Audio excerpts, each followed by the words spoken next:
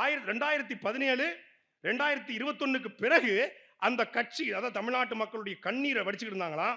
அந்த கண்ணீரை துடைக்க வந்த கட்சி தான் தாவேக்காவா.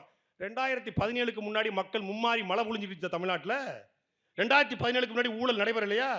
செங்கோட்டையின் மீது ஊழல் வழக்கே இல்லைங்கிறார். 2001 வருமானத்துக்கு அதிகமாக சொத்து சேர்த்தாக செங்கோட்டையின் மீது வழக்கு இருக்கிறது. ஆதாரம் வேணுமா? கூப்பா கிருஷ்ணன் 1991-96 வரைக்கும் வேளாண்மை துறை அமைச்சராக இருந்து 3 கோடி ரூபாய் வருமானத்துக்கு அதிகமாக சொத்து சேர்த்தாக சொல்லி கூப்பா கிருஷ்ணன் மட்டும் இல்லை. என் போன் எடுங்க. டேட்டாவை கையிலே வச்சிருக்க வேணாமா? அதுதான் போன் எடுத்து வரல. இந்த வழக்கில் கூப்பா கிருஷ்ணன், அவரது மனைவி மல்லிகா, தம்பி பாலு, அக்கா கனகவல்லி, அக்கால் மகன் வானவரம்பன், மைத்துனர் சிட்டிபாபு, உறவினர்கள் பழனியப்பன், ராஜமுத்து, இருளாண்டி, காத்தான், மாமனார் கோவிந்தராஜன் உட்பட 10 பேர் ஊழல் குற்றவாளிகள். வருமானத்துக்கு அதிகமாக சொத்து கூப்பா கிருஷ்ணன். இப்போ உங்களுக்கு நல்லவரா? அவர் தூய சக்தியா, தீய சக்தியா, இல்ல ஊழல் சக்தியா?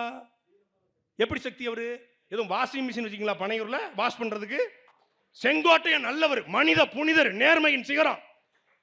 இந்திய திருநாட்டிலேயே ஒடுக்கப்பட்ட தாழ்த்தப்பட்ட மக்களுக்கு எதிராக நடந்த மிக உச்சபட்ச வன்கொடுமை வாச்சாத்தி வன்கொடுமை.